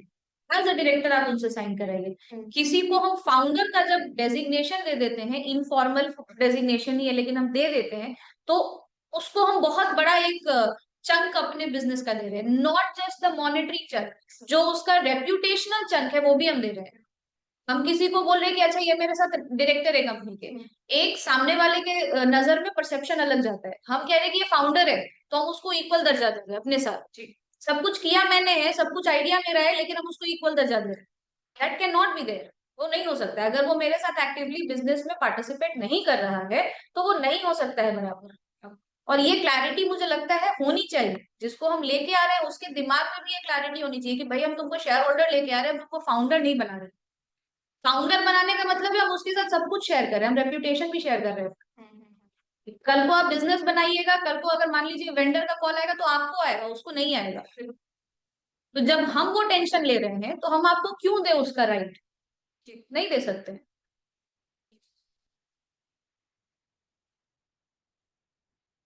हाँ जी, इसके बारे में ही हम लोग थोड़ा सा बात कर रहे थे कि आपकी जो शेयर होल्डिंग है उसमें दो टर्म्स आप लोगों को दिखने के लिए मिलेगा, तीन है बेसिकली। एक होता है आपका ग्रांट, एक होता है क्लिफ पीरियड, और एक होता है वेस्टिंग। ग्रांट होता है जब मैंने आपको फॉर्मली ये अनाउंस कर दिया कि भाई हम तुमको इतना नंबर ऑफ शेयर्स देंगे ऑन पेपर, क्योंकि हमारी रिक्वायरमेंट होती है तो हमारे ऑन पेपर वो दिख जाता है। लेट्स सपोज मेरा 10,000 शेयर्स है और इक्वल पार्टिसिपेशन दोनों का है, 10,000 शेयर्स दोनों के नाम पे, क्योंकि कंपनीज एक्ट बोलता है कि 2 शेयर होल्डर चाहिए, मैंने दोनों के नाम पे वो 10,000 शेयर्स लिखे। अभी मैंने वो राइट सामने वाले को नहीं दिया। क्या राइट नहीं दिया? आप उसे ट्रांसफर नहीं कर सकते, आप उसके एवज में वोटिंग नहीं दे सकते, आप उसके एवज में प्रॉफिट नहीं ले सकते। These are the some of the rights जो हम रेस्ट्रिक्ट कर सकते हैं। क्लिफ पीरियड हम कहते हैं कि इतना दिन कम से कम अगर तुमने काम किया तभी तुम्हारा शेयर वेस्ट होगा। अगर तुमने उस क्लिफ पीरियड के दौरान उन कंडीशंस को फुलफिल नहीं किया तो आपकी वेस्टिंग नहीं होगी। जो भी शेयर्स आपको दिए गए थे ऑन दी ग्रांट डेट, जो मैंने प्रॉमिस किया था, वो शेयर या तो हम बायबैक कर लेंगे या हम खुद ले लेंगे। कंपनी या तो उस शेयर को बायबैक कर लेगी या हम खुद वो शेयर अपने नाम पे ट्रांसफर कर लेंगे। ये शेयर्स हम आपको नहीं देंगे। This will be written in the agreement कि कितना दिन का क्लिफ पीरियड होगा, कितने दिन के बाद वेस्टिंग होगी, और क्लिफ पीरियड का क्या क्या कंडीशन हो सकता है, ये बहुत क्लियरली मेंशन होना चाहिए। तो जब हमने एक आइडिया एस्टैब्लिश किया and I am putting somebody in the shoes of को फाउंडर, ये बोल के कि हम आपको सीएफओ या सीटीओ के तौर पे लेके आ रहे हैं and you will be designated as co founder, तो हमें बहुत क्लियरली उसका क्लिफ पीरियड और वेस्टिंग डिफाइन कर देना चाहिए कि भाई हम 5,000 शेयर देंगे तो जरूर, लेकिन हम 4 साल में 5 साल में हमको 1,000 आपको शेयर वेस्ट करेंगे। That will be dependent upon the conditions. इसको हम ग्रेडेड वेस्टिंग कहते हैं। ग्रेडेड वेस्टिंग मतलब हमने ग्रेड कर दिया या हमने उसको बाइफरकेट कर दिया, हम एक साथ उसको 5,000 शेयर नहीं दे रहे हैं। कंडीशन फुलफिल करोगे तो तुमको 1,000 शेयर मिलेगा, नहीं कंडीशन फुलफिल करोगे तुमको 1,000 शेयर नहीं मिलेगा। पहले ही साल में तुमने कंडीशन फुलफिल नहीं किए, तुम्हारे नाम पे जितने शेयर्स थे वो सारे कैंसिल हो जाएंगे, आपको एक भी शेयर नहीं मिलेगा उस केस में। You are not the shareholder of the share company. फिर किसके नाम पे? क्या सर? कैंसिल शेयर फिर किसके नाम? दो चीजें हो सकती हैं, या तो कंपनी शेयर बायबैक कर लेगी, मतलब वो सारा शेयर्स ही मेरे बुक से खत्म हो जाएगा। दूसरा हो सकता है कि हम या तो खुद ही वो शेयर्स ले लें। फिर ये तो 100% शेयर हो गया, हाँ, डायरेक्टर में हो गया तो फिर तो वो ऑफिस हो गया। यहाँ पे आपको एक आदमी को सर, नॉर्मल सिनेरियो में किसी भी प्राइवेट लिमिटेड कंपनी में अगर 2 से कम मेंबर हो गया तो आपके पास 6 महीने का टाइम होता है नया शेयर होल्डर लेके आने का। 6 महीने में लेके आइए दूसरा आदमी। मतलब जैसे कि एक डायरेक्टर है, उसका शेयर बायबैक कंपनी कर लिया, मैंने अपने पास ट्रांसफर कर लिया, तो 6 महीने के पीरियड में मैं फिर दूसरे किसी को अपॉइंट उसके शेयर होल्डर मतलब ये तरीका इस तरीके से हम कर सकते 6 महीने का टाइम हैं। है। मुझे इसलिए है ना कि मतलब ये क्वेश्चन इसलिए हाँ, है, वो बताते हैं। ये क्वेश्चन इसलिए है जैसे अभी आपने पहले का बताया था हमने, ये आप मतलब पूरा नहीं रख सकते, अभी इस केस में जैसे पूरा ही आ गया। ये पहले सेशन हो जाता ना, पहले अगर फ्री आपका सेशन हो जाता तो खूब छूट होगा। अभी जैसे हमारा सही समय पे होता है ऐसे। एक बात हो गई। चलिए, क्या पूछ रहे थे सर? बाईबैक, हाँ। डिपेंड करता है। अगेन बाईबैक जब होता है तो नॉर्मली कंपनी बोलती है कि हम किस रेट पे, आपके इस शेयर होल्डिंग अग्रीमेंट में या को फाउंडर अग्रीमेंट में लिखा होगा कि अगर क्लिफ पीरियड के अंदर में आपका शेयर बाईबैक हो रहा है तो वो किस रेट पे होगा। नॉर्मली वो फेस वैल्यू पे होता है। फेस वैल्यू मतलब अगर 10 रुपए का शेयर है तो 10 रुपए के हिसाब से आपको पैसा मिलेगा, नॉमिनल। रीजन उसका इतना ही है कि अगर आप शेयर कैपिटल दिए हैं तो आपने भी तो 10 रुपए के हिसाब से कंपनी में पैसे लगाए होंगे, वो 10 रुपए आपको वापस मिल जाएंगे। आपको शेयर होल्डिंग कैंसिल हो गई, आपको पैसा वापस मिल गया। फिर उस समय में उसका क्या मार्केट वैल्यू है वो नहीं मिलेगा, नॉर्मली वो नहीं मिलेगा। आपको गलती करने का सजा मिलता है, आपके गलती करने पे आपको बेनिफिट नहीं मिलता। तो आज कंपनी अच्छी हो गई तो हम आपको शेयर बायबैक करके दे दे क्योंकि आप गलती किए, ऐसा नहीं होता है। तो मेरे अग्रीमेंट में लिखा होना चाहिए कि हम जब आपका शेयर बायबैक करेंगे इस पीरियड की वजह से, बैड लीवर की वजह से, तब हम आपको किस रेट पे बायबैक करेंगे, वो मेंशन वहां पे लिखा होना चाहिए बिल्कुल क्लियरली कि किस रेट पे हम उसको बायबैक करेंगे। कुछ या उसमें आपका कैसे ना रीजन से हम उनको एग्जिट करना चाह रहे हैं वो होगा वो ओके सर। बोला कि एग्जिट जो है वो 2 तरीके से होगा, वॉलेंट्री, खुशी खुशी। तो जब खुशी खुशी वॉलेंट्री हमको निकलना है तो उसका भी तो हम लिख के देंगे ना कि क्या तरीका होगा निकलने का। क्या आप मार्केट वैल्यू के वैल्यूएशन के हिसाब से दीजिएगा या आप एक सर्टेन परसेंटेज इंक्रीज करके दीजिएगा, whatever that term has to be mentioned. हम डिक्रीज करके भी दे सकते हैं क्या फेयर से? नहीं, फेयर वैल्यू से डिक्रीज करके नहीं दे सकते। उतना पैसा तो बिच में लगा है नीचे वापस। एक सिनेरियो और लेते हैं, अगर मैंने 1 लाख शेयर कंपनी में है, 10 रुपए फेस वैल्यू है, लेकिन मैंने उसको प्रीमियम पे लिस्ट किया, मतलब 10% ज्यादा ज्यादा था, लेकिन जो 10 रुपया था उसने 20 रुपया अपने एक शेयर का बेचे। नहीं, ऐसा भी हो सकता है। फाइल कर रहे हैं तो इसमें क्या मतलब प्रीमियम का ही करेगा फिर हम वो अग्रीमेंट में लिखा हुआ रहेगा। नहीं, ऐसा भी प्रीमियम होगा कि उसका टैक्स मैम, ऐसा भी तो हो सकता है। उसका क्या है, जैसे ऐसा भी तो हो सकता है कि सामने वाला को फाउंडर अच्छा है लेकिन मेरे मन में स्वार्थ आ गया, मैं ऐसा नहीं पसंद नहीं रहूंगा, लेकिन मैं उसको एग्जिट करना चाहता हूँ, फिर उसके कुछ तो राइट्स। सर उसके राइट्स तो अग्रीमेंट में ही लिखे हैं। तो ये सारे एग्रीमेंट्स सर अग्रीमेंट में दोनों के लिए राइट्स लिखा हुआ है, दोनों के लिए उसमें रोल्स रिस्पॉन्स, दोनों के ऊपर वो अप्लाई कर रहा है, एक के लिए थोड़ी हो रहा है।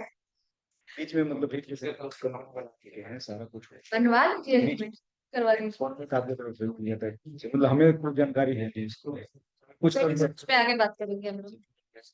हाँ जी, 100 रुपया का शेयर आप दे रहे हैं उसको, कंपनी क्यों देगी टैक्स? कौन देगा टैक्स? क्यों देगा टैक्स? जब बेचिएगा आप तब दीजिएगा टैक्स। कंपनी प्रीमियम पे ले रही है तो टैक्स थोड़ी सर, इनकम के ऊपर टैक्स लगता है सर, इनकम थोड़ी है कंपनी का, कैपिटल लग रहा है, इन्वेस्टमेंट है, इन्वेस्टमेंट में टैक्स ही लगता है। उसमें भी लगेगा टैक्स लेकिन बाद में लगेगा।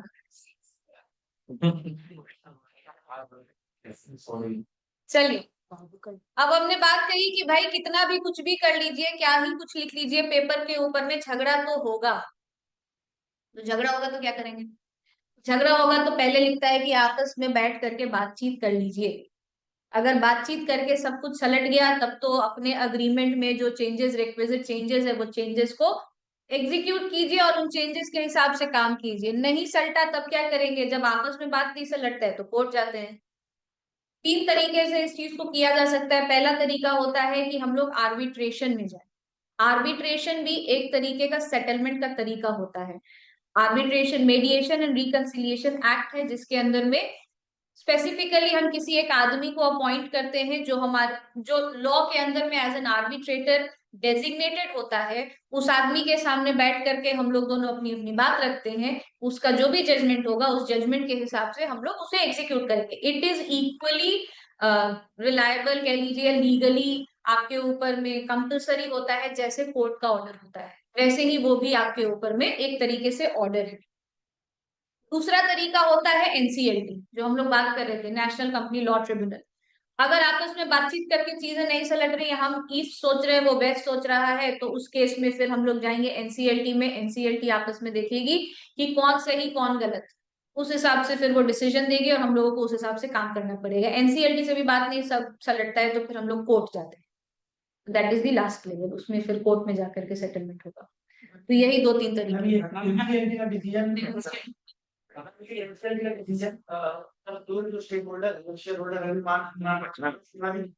सर अगर मानने से मना करेंगे it is equivalent to contempt of court. Contempt of court की सजा जेल। I can disagree with it. हम ये नहीं कह सकते हैं कि हम आप बोल दिए हम नहीं मानेंगे। अगर नहीं मानेंगे तो नहीं मानने का तरीका है। तरीका ये है कि फिर हम उसको हायर अथॉरिटी के पास लेके प्रेजेंट करेंगे that I don't agree with that decision. आप फिर से देखिए उसको, वो देखेगा, वो जो बोलेगा फिर हमको वही करना है। आर्बिट्रेटर को कौन अपॉइंट करता है? सर मैम आर्बिट्रेटर का अपॉइंटमेंट दो तरीके से है, या तो आप अग्रीमेंट में पहले ही मेंशन कर दीजिए कि ये एक पर्सन है जो कि आर्बिट्रेटर है, इनको हम अपॉइंट करते हैं। यूजुअली 2-3 लोग होते हैं, या तो जिन प्रोफेशनल के साथ आप एसोसिएटेड है उन प्रोफेशनल का ही नाम लिख देते हैं कि ये जो प्रोफेशनल होंगे ये हमारे आर्बिट्रेटर होंगे इस पर्टिकुलर केस में। आपने नाम सोच रहा होगा उस पर्सन को भी वो पसंद है कि वो अपने साइड में निकले। आर्बिट्रेशन के केस में क्या होता है सर कि एक आर्बिट्रेटर तो होता है जो दोनों लोग सिंगल अपॉइंट करते हैं। दोनों आर्बिट्रेटर्स दोनों पार्टीज अपना अपना भी लेके आते हैं। The decision is always of all the three. तीनों का जो डिसीजन मिलके होगा will be the decision of the court. In that case also ma'am कि एक तो मैंने खरीद लिया और एक मैं अपना लड़ा तो आप सेटलमेंट जब कर ही नहीं तो बात ही अलग है सर। नहीं यहाँ वही है ना करप्शन सर देखिए लीगैलिटी थियोरिटिकली और प्रैक्टिकलिटी में अंतर है। नहीं मैं लिटरली पूछ रहा नहीं देखो अंतर है। वो तो आपने सॉर्ट आउट कर लिया, अच्छी बात है, कैसे भी कीजिए। पंचायत कोर्ट तक नहीं जाना चाहिए, कोर्ट गया तो अपना निर्णय है। सकता है दैट सिनेरियो आर्बिट्रेशन नहीं आया। इन केस ऑफ आर्बिट्री हम लोग पर्सन का नेम मेंशन करते हैं हाँ बट वहाँ मेंशन करना मैंडेटरी है। मैंडेटरी नहीं है, वो बाद में भी हम अपॉइंट कर सकते हैं। अपॉइंट कर सकते हैं that will be more feasible कि अगर हम अपॉइंट करने का मेंशन कर दे तो अगला तो कुछ भी कर सकता है। नाम मेंशन करने से सर देखिए एक बात समझिए, हम आपको एकदम प्रैक्टिकल एक एग्जांपल बताते हैं। होता क्या है कि कई बार क्योंकि हम लोग वो चीज देखते हैं, अब क्या है कि जब कंपनी बन रही है तो दोनों प्रमोटर्स बहुत खुश है, बहुत अच्छे दोस्त है, एवरीथिंग इज गुड। और जब जब प्रोफेशनल के सामने बात करते हैं तो दोनों एक दूसरे के बारे में बहुत अच्छी बातें करते हैं। लेकिन फिर दोनों के बीच में आपस में झगड़ा हो जाता है। जब झगड़ा होता है तो फिर दोनों प्रमोटर्स एक दूसरे के बारे में प्रोफेशनल को ही कॉल करके पूछेंगे कि अगर ऐसा हुआ तो हम क्या करेंगे, दूसरा पूछेगा ऐसा हुआ तो हम क्या करेंगे।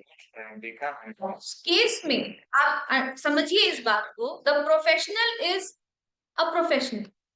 तो जब मेरे से पूछा जाएगा दोनों तरफ से कि ये करेंगे तो क्या होगा, ये करेंगे तो क्या होगा, मेरा डिसीजन या मेरा जो सजेशन होगा कभी भी बायस नहीं हो सकता है। It will always be as per the law कि भाई लॉ के हिसाब से ये होता है, सर देख लीजिए इसमें कैसे करना है आपको। I can give you a suggestion as per law कि लॉ के हिसाब से ये हो सकता है, आप ये कर सकते हैं। तो मेरे से पूछा भी सामने वाले ने कि मैडम आपको तो बड़ा दिक्कत हो गया होगा, हम लोग दोनों आपको कॉल कर रहे हैं। मैंने बोला कि सर कोई दिक्कत नहीं है मुझे, हम तो जो भी बोल रहे हैं वही बोल रहे हैं, तो लॉ में लिखा है। इफ आई एम बायस्ड तो हम सामने वाले का फिर कॉल नहीं उठाएंगे। एथिकली मुझे दूसरे का कॉल नहीं उठाना चाहिए। हम उसको सामने से बोल दें कि बॉस हम आपके साथ नहीं कर पाएंगे because I am incline to that 1%। हम नहीं आपसे बात कर सकते हैं। It will be very clear and it should be very clear. क्योंकि अब आप प्रोफेशनल के पास भी अगर वो बायसनेस लेके जा रहे हैं तो थोड़ी दिक्कत हो जाएगी। सो आइडियली अगर हमारी तकलीफ है तो हम जाते हैं पहले आर्बिट्रेशन में, फिर एनसीएलटी, फिर हाई कोर्ट। आर्बिट्रेशन का डिसीजन मुझे अच्छा नहीं लगा, I can go to NCLT. वहां पे डिसीजन आया मुझे नहीं अच्छा लगा तो हम उसके जो भी सब्सिक्वेंट अथॉरिटी होगी हम जा सकते हैं। ऐसा मुझे कहीं रोक नहीं है कि नहीं जा सकते हैं, and it is binding. Binding है लेकिन नहीं पसंद आया, आई can go for a alternate resolution also. बाकी अपने अग्रीमेंट में जो भी टर्म्स आपको चेंज करने हैं आपस में म्यूचुअली डिस्कस करके आप चेंज कर सकते हैं। कोई हार्ड एंड फास्ट नहीं है कि एक बार वो अग्रीमेंट में लिखा गया तो मुझे वही करना पड़ेगा। As far as it is as per the law, companies act में जो बातें लिखी गई हैं आप उसके अकॉर्डिंग्स में ही अपनी अग्रीमेंट में बातें चेंज कर रहे हैं, आप कर सकते हैं, कोई दिक्कत नहीं है। अग्रीमेंट आपका कंपनी लॉ के ऊपर नहीं हो सकता है, ये चीज भी समझिएगा। एग्रीमेंट एक ही होता है या बहुत तो ये एग्रीमेंट होता है?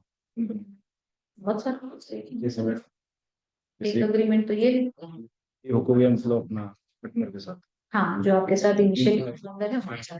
और फिर दूसरा जो कुछ है बता दीजिए, बहुत परेशान। बहुत सारा होता है सर, अब आपको कैसे बता दें। शॉर्ट में 2-4। बहुत सारा अग्रीमेंट होता है, share holder subscriber holding agreement होता है, टर्म शीट होता है, डिस्क्रिप्टिव डॉक्यूमेंट होता है, एम्प्लॉयमेंट के साथ एम्प्लॉयज के साथ एग्रीमेंट होता है, पॉलिसी डॉक्यूमेंट जैसे होता है। हम किसी को हायर कर रहे हैं उसके लिए थोड़ा टॉपिक से हट के पूछते हैं ये बस पूछना नहीं आ ही गए हम। आपने की बात क्या है? आपने की बात क्या है?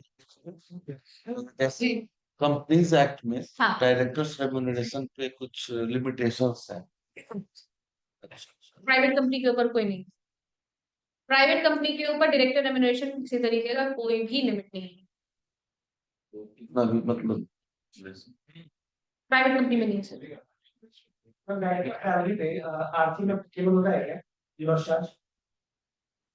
डायरेक्टर्स रेम्युनरेशन पे पहले तो था, अभी मुझे देखना पड़ेगा सर।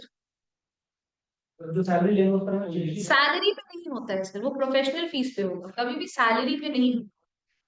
जब भी सैलरी है इट इज नॉट उसके ऊपर, सैलरी के ऊपर आपका नहीं होता है कभी भी सर्विस टैक्स जीएसटी नहीं होता। एज प्रोफेशनल अगर आप हैं तब आपको लगता है, एज अ प्रोफेशनल भी हम डायरेक्टर होते हैं उस केस में लगता है।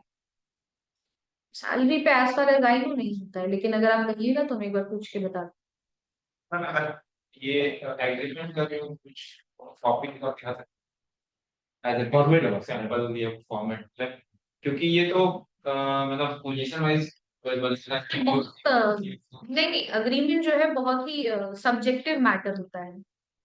तो 2-3 चीजें जो हमने अभी बोली कि ये की कंपोनेंट्स तो होने चाहिए, इसके अलावा अगर आपको लगता है तो आप और भी चीजें ऐड कर सकते हैं। So these are some of the basic things जो आपको मेंशन करना चाहिए। बाकी ये लीगैलिटीज लीगल टर्म्स ये वो सब तो आप देखिए, हमको बोलना नहीं चाहिए, लेकिन आप चाहे तो वो जेमिनाई और चैट जीपीटी से बना सकते हैं, लेकिन उस पर पूरा रिलाई मत कीजिएगा। बना लीजिएगा, देख लीजिएगा, पढ़ लीजिएगा, लेकिन एक बार कम से कम किसी प्रोफेशनल से दिखा लीजिए, क्योंकि चैट जीपीटी और जेमिनाई या एआई उतना ही बताता है जितना हम पूछते हैं, उससे ज्यादा नहीं बताएगा। तो अगर हम उससे सवाल सही से नहीं पूछेंगे तो वो जवाब भी हमको सही से नहीं देगा।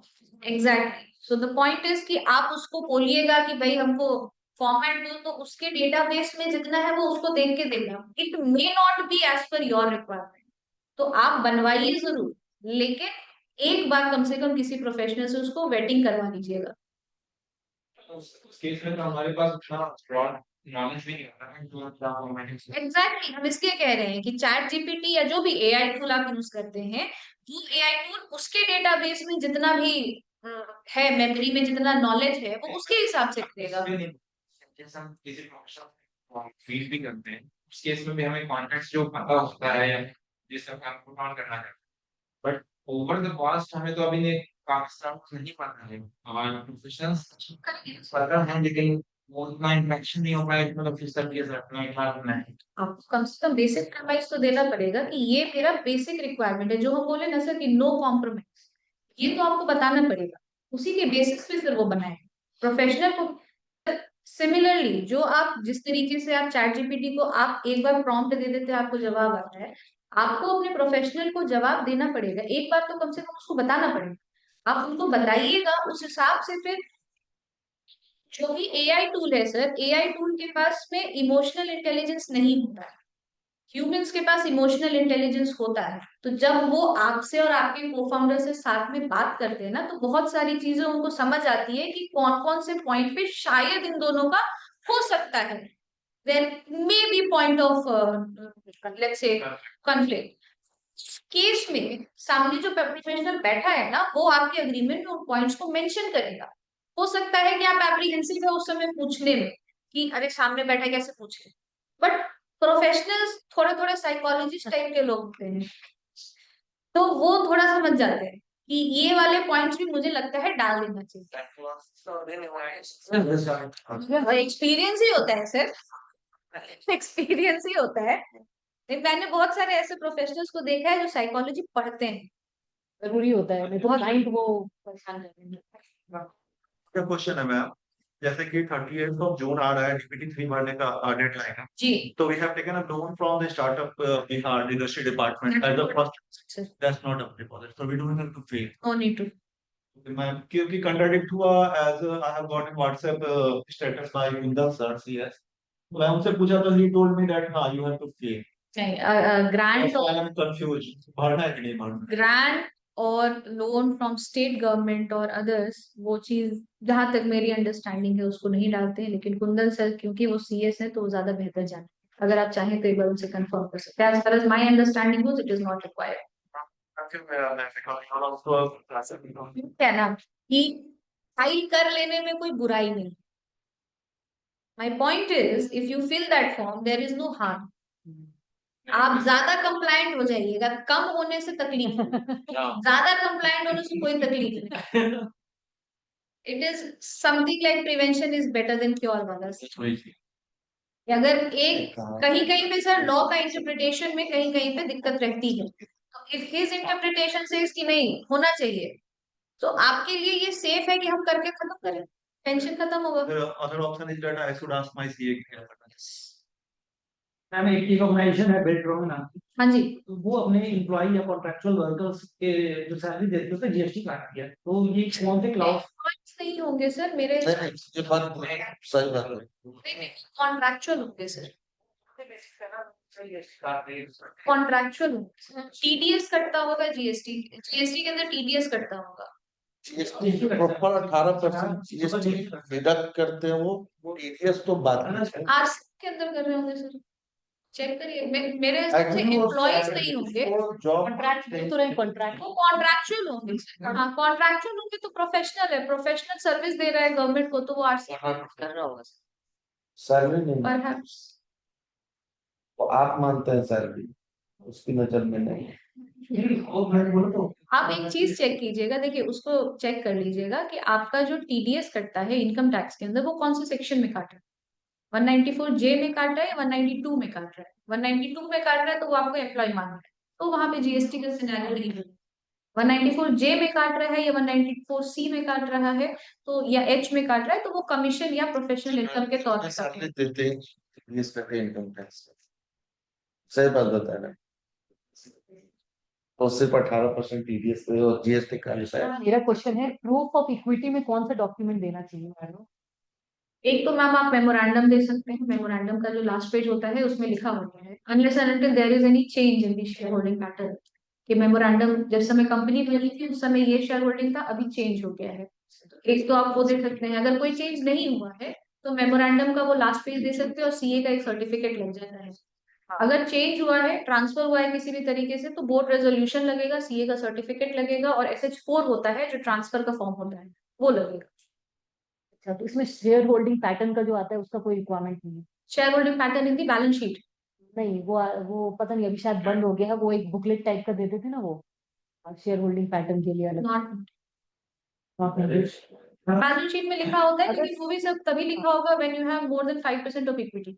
5% ज्यादा इक्विटी अगर नहीं है तो बैलेंस शीट में दिखेगा भी। वो नहीं है तो सीए सर्टिफाइड अगर हम डालते हैं इस फॉर अ कंपटीशन तो हम अपलोड कर सकते हैं?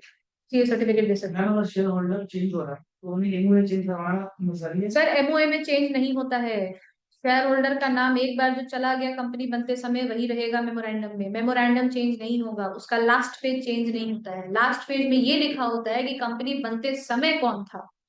आप अगर टाटा का देखिएगा तो उसमें वही लोग का नाम है जो शुरुआत में प्रमोटर थे। It is not going to change. लेकिन एमओए चेंज होता है, अपडेट एमओए अंतर में चेंज होगा, object clause capital everything can change but the last page will not change. Last page हुआ कि वो लोग जिन्होंने प्रॉमिस किया कि कंपनी बनेगी तो पैसा डालेंगे, तो वो तो उस समय की बात होगी जब कंपनी बन रही है, तो वो नहीं चेंज होगा कभी। और ये जैसे एमओए से रिलेटेड मेरा एक क्वेश्चन है, क्योंकि ऐसे ही कुछ डिस्कशन हुआ था, तो ऐसा होता है कि एज अ कंपनी जब प्राइवेट लिमिटेड कोई एक प्रोडक्ट पे फोकस करते हैं उससे लिमिट नहीं हो सकता। अगर हम लोगों को कुछ अपॉर्चुनिटी है जिससे हम वो चीज कर सकते हैं, उसमें कुछ फंडिंग के टाइम पे या ऐसा कुछ है क्या, नॉर्म्स की 3 एलिमेंट्स ही डाल सकते हैं डाइवर्स, या उससे ज्यादा भी डाल सकते मैम एप्लीकेशन जो होता है मेमोरेंडम को चेंज करने के समय में जो एप्लीकेशन होता है, या मेमोरेंडम बनाते समय में जो हमारा एप्लीकेशन होता है एमसीए के ऊपर पोर्टल पे, वहां हम 3 NIC कोड दे सकते हैं। 3 से ज्यादा नहीं दे सकते। तो जिस समय कंपनी बन रही है उस समय वहां पे 3 एनआईसी कोड चला जाता है, उस 3 एनआईसी कोड के हिसाब से आपको जो भी अपना ऑब्जेक्ट डिटेल ऑब्जेक्ट लिखना है आप लिख सकते हैं। जब हम चेंज भी कर रहे हैं तो हमारे पास 3 ही ऑप्शन होता है, हम वही 3 लिख सकते हैं। दैट डज नॉट मीन कि हम उस 3 ऑब्जेक्ट के अंदर में थोड़ा सा डिटेल नहीं करें। अगर मेरा एनआईसी कोड में लिखा है कि हम सॉफ्टवेयर बनाएंगे, तो हम अपना ऑब्जेक्ट क्लॉज को थोड़ा डाइवर्सिफाई कर सकते हैं कि हम किस तरीके का सॉफ्टवेयर बनाएंगे। हम सिर्फ अकाउंटिंग का बनाएंगे, हम सिर्फ लेट्स सपोज SaaS प्रोडक्ट्स बनाएंगे या क्या, वो मेरा फाइन हो जाए। एनआईसी कोड 3 दे सकते हैं, हाँ वही जानना था, 3 का मुझे पता है। एनआईसी हम सिर्फ 3 दे सकते हैं। मेरा ऑब्जेक्ट क्लॉज में ऑब्जेक्ट्स मेरे मल्टीपल हो सकते हैं। अगर आपने जैसा बोला, जैसे एक बार चेक कर रही हूँ कि पहली बार ने डाला उस पर रिलेवेंट होना चाहिए, नॉट नेसेसरी। नॉट नेसेसरी, पर वो नहीं होने चाहिए। हाँ 3 ही हो सकता उस 3 कर सकते ये नहीं है कि क्योंकि डिफरेंट हो सकता है। जैसे मान लो मैं इंडस्ट्री का बनाना चाहता हूँ या आप मैन्युफैक्चर डाल दीजिए, सर्विस डाल दीजिए और एक डाल दीजिए आप एनजीओ का, डाल सकते हैं। There is no restriction. NGO I'm just giving examples. मतलब जो डाइवर्स फील्ड है उसके हिसाब से। आपके पास ऑप्शन है कर सकते एक और क्वेश्चन है मेरा, ये अगेन मतलब है कि हम बिल्डअप करने के टाइम पे लोन लिए हुए हैं, तो गवर्नमेंट मतलब बैंक का है तो वो शो करते हैं कितना फंड हमारा यूटिलाइज हुआ। हैं। तो ऑडिटिंग हमारी चल रही है, मान लीजिए 2 साल हुआ, 3 साल हुआ, जो फंड हमारा लगा पर्सनली या फ्रेंड फैमिली से, ये रियलाइज भी होता है कि वो फंड जो लगा वो इनविजिबल फंड है, क्योंकि हम उसको दिखा नहीं रहे थे। That is not right actually. तो ये मुझे अपडेट मिला है कि एग्रीमेंट होता है जो नॉन इंटरेस्ट लोन का भी हम बनाते हैं और वो अपडेट होता है।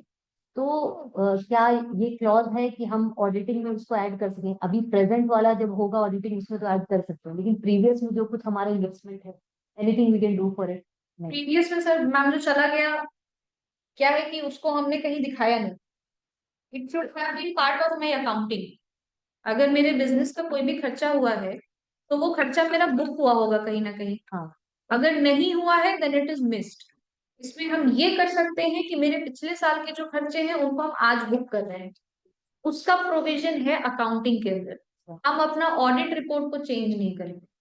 अब आप लॉजिकली अगर इस चीज को समझिए कि क्यों नहीं चेंज कर सकते या नहीं करना चाहिए, it is not advisable to change the previous year. आप करंट ईयर में उसको करिए। इसलिए क्योंकि जब हम कहते हैं कि मेरा अकाउंट ऑडिट हो गया है, तो आप समझिए आपके डायरेक्टर का सिग्नेचर उसके ऊपर है, जिससे इसकी इतना ही खर्चा हुआ है, इतना ही एसेट है, इतना ही लायबिलिटी है। उसके ऊपर ऑडिटर भी उस पर साइन कर रहा है कि मैंने चेक किया है, इतना ही खर्चा है, इतना ही इनकम है, इतना ही एसेट और लायबिलिटी है। अब हम खुद ही जाकर के बोल रहे हैं कि नहीं ऐसा नहीं है, this will not sound good. Act में है प्रोविजन कि आप अपना बैलेंस शीट ये सब चेंज कर सकते हैं, but it is not at all advisable. I want to change also, क्योंकि वो एक बार बन गया, बट लाइक सेकंड पॉइंट हम क्या कर सकते हैं, वी कैन आप add in the next- accounting. आप नेक्स्ट ईयर में उसको आइडेंटिफाई कीजिए कि कितना है क्या है उस खर्चे को नेक्स्ट ईयर में। इससे एक बहुत दिक्कत जो हो सकती है वो ये हो सकती है कि आपका जो पीएल है करंट ईयर का वो थोड़ा सा गड़बड़ा है। पिछले साल में आपको हो सकता है दिखे कि प्रॉफिट दिख रहा है बहुत ज्यादा और इस साल में आपका लॉस होता है, इट माइट इफेक्ट दैट। लेकिन अब क्या है कि छूट गया है तो छोड़ नहीं सकते, मुझे दिखाना है कि मेरा इतना इन्वेस्टमेंट होगा, सो आई शुड बुक दोस।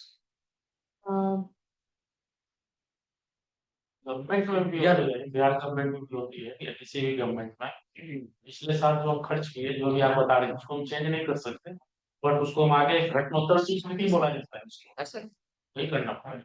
और कुछ चीजें ऐसी हैं जैसे हर चीज का जो बिल है उसको हम ऐड करते हैं, तो कुछ जगह पे मान लीजिए कहीं पे आप ऑफिशियली जा रही हैं, 10,000 चार्ज करेगा या आसपास अवेलेबल नहीं है, लेकिन जो नॉर्मल वेंडिंग पर्सन है, हमारा मैन्युफैक्चरिंग उससे सिर्फ फोर्टिफाइड वाटर बना रहे हैं, तो वहां पर कुछ चीजें अचानक मतलब जरूरत है चेंज करना, प्रोडक्शन रुक जाएगा, उसमें अब बिना बिल का कहीं पे काम हुआ, उसको हम कैसे शो कर सकते हैं? जो कम में हो जाता होता है ना कि बजट, क्योंकि fund at the last moment कहाँ से लाए और जल्दी हो जाए, तो काम तो हो गया, लेकिन उसका बिल वो लोग नहीं दे पाते हैं जो नॉर्मल वेंडर्स होते हैं, तो उसका क्या कर सकते हैं, क्या कर सकते हैं? आप बैंक अकाउंट से ट्रांजैक्शन कीजिए, पहली चीज कोशिश कीजिए। बैंक अकाउंट से ट्रांजैक्शन में आप उस ट्रेड को मैनेज कर सकते हैं कि मेरे बैंक अकाउंट से मेरे वेंडर के बैंक अकाउंट में गया है। दूसरी चीज है कि बिल अगर नहीं है तो कच्चा बिल बनवाइए, कम से कम आपके रिकॉर्ड में वो बिल रहेगा। और एल्स कुछ जगहों पे हम लोग कहते हैं कि मैनेजमेंट रिप्रेजेंटेशन से भी काम चल जाता है। मैनेजमेंट रिप्रेजेंटेशन इज बेसिकली वो ऑडिटर मांगता है कि भाई ऑडिटर बोल रहा है कि आप कह रहे हैं 10,000 का खर्चा हुआ है, ऑडिटर पूछेगा मुझे तो दिख नहीं रहा कहीं पे खर्चा होता, तो मैनेजमेंट उसको सर्टिफाई करता है that this 10,000 has been spent on XYZ expenses. वो मैनेजमेंट रिप्रेजेंटेशन ऑडिटर के रिक्वायरमेंट होती है। आप अगर उसको बिल नहीं भी रख रहे हैं then also it is okay, आप ऑलमोस्ट होना चाहिए। Only when we are actually transferring it from our own account, like company account. कोशिश कीजिए ना कि बैंक अकाउंट से करें। अगर बैंक अकाउंट से आप नहीं कर रहे हैं तो आप ट्रेड को जस्टिफाई नहीं कर पाएंगे। अगर हम कैश से कर रहे हैं तो कैश से तो हम कुछ भी दिखा सकते हैं। पर इसमें मैम पेटी कैश नहीं आता है, मतलब अगर हम डिफाइन कर रहे हैं कि पेटी कैश के थ्रू हम एटलीस्ट हाँ, 5,000 के अंदर या हाँ, 10,000 के कैश अंदर मैम पेटी कैश के केस में क्या है कि पेटी कैश बोलता है, अकाउंटिंग जो बोलता है कहता है कि आपका जो भी टर्नओवर है उसका 1% कैन बी कंसिडर। उससे ज्यादा अगर आप खर्चा कर रहे हैं कैश में, वैसे भी इनकम टैक्स उसको अलाउ नहीं करेगा अगर वो 10,000 रुपए से ज्यादा है तो वो वैसे भी हम एडवाइस नहीं करते। लेकिन अगर हमको करना ही पड़ गया कैश, तो उसको प्रॉपर तरीके से या तो उसका बिल रखिए या उसकी अकाउंटिंग आप प्रॉपर रखिए। क्योंकि अगर हम कैश में खर्चा कर रहे हैं तो दो ही तरीके हैं कैश खर्चा होने के, मेरी कंपनी के अकाउंट से पैसा निकला, कैश निकला और कैश खर्चा हो गया, या फिर मेरे डायरेक्टर ने वो पैसा खुद ही खर्चा कर दिया कैश पे, तो हम डायरेक्टर के नाम पे फिर हम डायरेक्टर को पे करेंगे उतना पैसा, हमारे अकाउंट से डायरेक्टर को उतना पैसा पे होना चाहिए। माय पॉइंट इज कि आपका ट्रेल वहां पे दिखना चाहिए। अगर वो ट्रेल कहीं ना कहीं दिख रहा है तो किसी को दिक्कत नहीं होगी। एंड अवॉइड कैश, हम वैसे भी कहते हैं कि अवॉइड कीजिए। 10,000 के ऊपर कैश का खर्चा दिन में करने से वैसे भी आपका डिसअलाउ हो जाता है। You can not make a payment of more than 10,000 to a vendor in a single. मान लीजिए आपको 1 लाख रुपया का पेमेंट करना है, तो आप अपने बुक्स में फिर आपको दिखाना पड़ेगा कि हम 10 दिन में वो पेमेंट किए। एक दिन में आप दिखाइएगा 1 लाख रुपया का पेमेंट, तो वो पूरा 1 लाख डिसअलाउ हो जाएगा। आप नहीं कर सकते हैं कैश में एक आदमी को 1 लाख से 10,000 से ऊपर। लेकिन दूसरे वेंडर को कर सकते हैं सेम। किसी को नहीं, किसी को नहीं। मल्टीपल वेंडर को कीजिए ना। हाँ, मेरे 4 वेंडर है, मैंने चारों को 5-5 हजार रुपया पे किया, कर सकते हैं। एक वेंडर को 10,000 नहीं कर सकते आप। मेरा फ्रेंड उद्यमी योजना वाला, उसको जो आया था ना 50%, 50%, उसने उसको मिला था 10 लाख का, वो प्राइवेट लिमिटेड फॉर्म बना के किया था। अभी उसके साथ प्रॉब्लम तो भी बंद करना चाहते थे काम नहीं। अभी उसके बुक्स पे देखे हैं, जो लोन मिला था ना वो बुक्स पे है ही नहीं। वो फिर जब उससे पूछे हैं तो बोलता है कि पूरा का पूरा रेवेन्यू दिखाएगा। मैंने दिखाया तो सर उसका लोन था अकाउंट करना वो, पड़ेगा। और रेवेन्यू अपनी पाई नहीं होती। वो जो लोन मिलता था ना 2 या 3 बार में मिला है, लगभग 1-1.5 साल में, 2 साल में, वो पूरा का पूरा रेवेन्यू नहीं बनाया। एक्सेप्शनल आइटम में दिखा करके बैक करना और बुक्स पे उसका कुछ है, पड़ेगा। बैलेंस मतलब देखा जाए। एक्सपेक्टेड आइटम्स में जो हमारा आइटम में जाएगा तो इतना का लॉस लिखेंगे, लॉस देंगे और लोन का अमाउंट तो कैसे बढ़ाएंगे। अच्छा चलिए, पहले ऑनलाइन में अगर किसी का कोई डाउट है तो पूछ लीजिए, नहीं तो फिर हम लोग ऑनलाइन कंक्लूड करेंगे। लंबा चल गया आज सेशन। बहुत सारी प्रॉब्लम सेशन ज्यादा गरीब होते हैं। रहना भी वैसे ही चाहिए, यह भी ये सेशन करा के बहुत रहना भी वही चाहिए। और अच्छा है। हम हर जब काम आगे बढ़ते हैं हर कोई इतना प्रॉब्लम रहते हैं ना।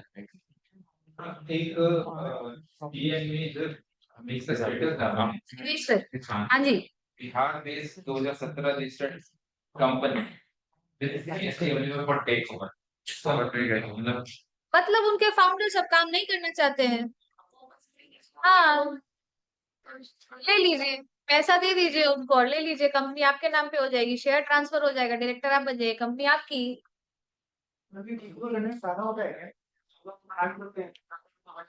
सर होता क्या है कि अगर मेरा लेट्स सपोज गवर्नमेंट टेंडर्स हमको लेना है, तो गवर्नमेंट टेंडर्स के केस में ना एलिजिबिलिटी क्राइटेरिया होती है। एलिजिबिलिटी क्राइटेरिया में बोलता है कि 5 साल पुरानी कंपनी होनी चाहिए, इतना टर्नओवर होना चाहिए।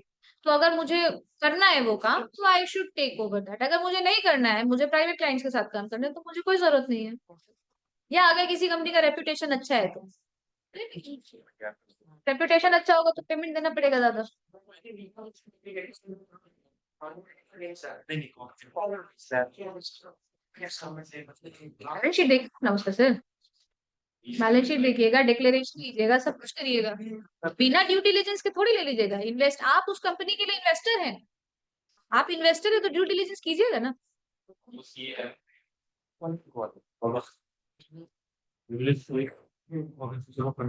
मेज झा सर के पास बहुत सारा ऐसा ऑप्शन मिलेगा आपको, क्योंकि बहुत साल से काम कर रहे हैं सर, 2011 से काम कर रहे हैं वो।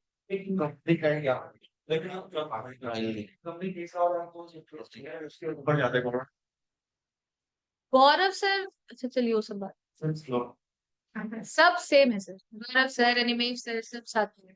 वो नहीं, वो अनिकेत सर वाले नहीं, वहाँ से फिर सुनना। अच्छा अंशुल, हाँ हाँ। चलिए, और किन्हीं का कोई डाउट नहीं है तो हम लोग आज का सेशन सभा यही समाप्त करते हैं। और आप लोगों का जो वर्कशॉप था और फिन वाइज, आज चौथा सेशन भी कंप्लीट हुआ। आई होप कि थोड़ा सा तो फिन वाइज हुए हम लोग, काफी और आप लोगों थोड़ा- के लिए कुछ बहुत हेल्प हुआ। बहुत है। फर्दर कुछ डाउट होगा तो मेल कर सकते। हाँ, जितना सेशन हुआ इनमें सबसे आईपीएस के लिए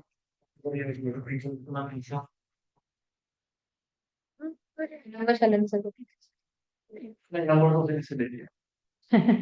अच्छा ये पूछना है, जैसे कंपनी मेरी 2 साल पुरानी, तो इंडिया गवर्नमेंट आता है उसकी ज्यादा हो गया है, 2 साल से ज्यादा हो गया तो ग्रांट नहीं मिलेगा सर, लोन तो आप नहीं। हाँ जी, ऑनलाइन वाला कर दीजिए। ऑनलाइन में तो हमको लगता है स्टार्टअप इंडिया